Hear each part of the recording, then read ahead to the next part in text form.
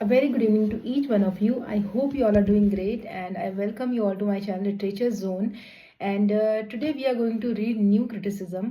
So new criticism जो है उससे आप सभी परिचित होंगे जो भी ग्रेजुएशन कर रहे हैं, मास्टर्स कर रहे हैं, स्पेशली इंग्लिश लिटरेचर में, क्योंकि इंग्लिश लिटरेचर में जब हम लिटरेरी थ्योरीज पढ़ते हैं तो उसमें न्यू क्रिटिसिज्म सबसे पहले आता है।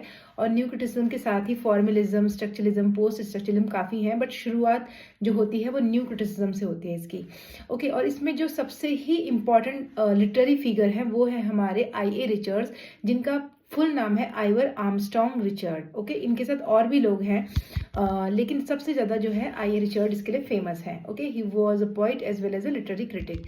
ओके, तो अपनी इस थ्योरी में न्यू क्रिटिसिज्म में वो कहते हैं कि सबसे पहले तो वो कहते हैं कि वर्क ऑफ आर्ट जो है वो अपने आप में बहुत ही एस्थेटिक थिंग है। एस्थेटिक मतलब जो आपको सुखद अनुभव कराता है। ओके, उसके बाद वो ये कहते हैं कि वर्क ऑफ आर्ट जो होता है, because he is focusing specially upon poetry, he is not talking about drama, novel और any kind of other genre, but he is talking about poetry. और पोइट्री भी एक वर्क ऑफ आर्ट है।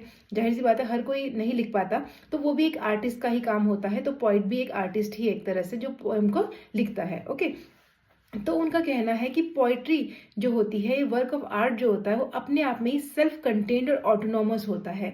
कि यदि आपको कोई, सपोज आप कोई पोएम पढ़ रहे हैं और उसको आपको मीनिंग निकालना है उसका पोएम का, तो वो जो पोएम है उसमें आपको देखना है कि जो हमारा राइटर है उसने किस तरह की लैंग्वेज यूज़ की है, किस तरह के मेटाफर्स यूज़ किए हैं, किस तरह की फिगरेटिव वर्ड्स उसने उसमें यूज़ किए हैं, किस तरह की उसने जो है पैराडॉक्स यूज़ करे हैं, आयरनी यूज़ की है, मतलब क्या क्या उसने स्ट्रक्चरल टेक्निक्स उसमें यूज़ की है ताकि उसको पोएम को वो एक मीनिंग दे पाए।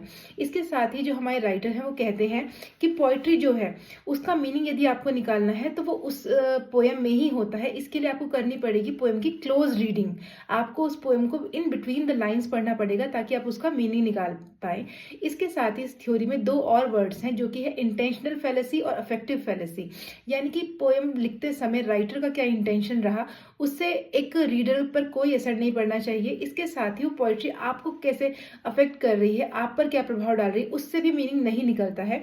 इसीलिए हमारे जो राइटर है वो कहते हैं कि आपका जो मीनिंग है, वो पोएम का जो मीनिंग है वो पोएम के अंदर ही होता है। इसके लिए सिर्फ आपको उसकी क्या करनी होती है, क्लोज रीडिंग करनी होती है। आपको उसमें जो उसने टेक्निक यूज़ की है, लैंग्वेज यूज़ की है, उसको बहुत क्लोजली ऑब्जर्व करना पड़ता है, उसी से आप उसका मीनिंग निकाल सकते हैं।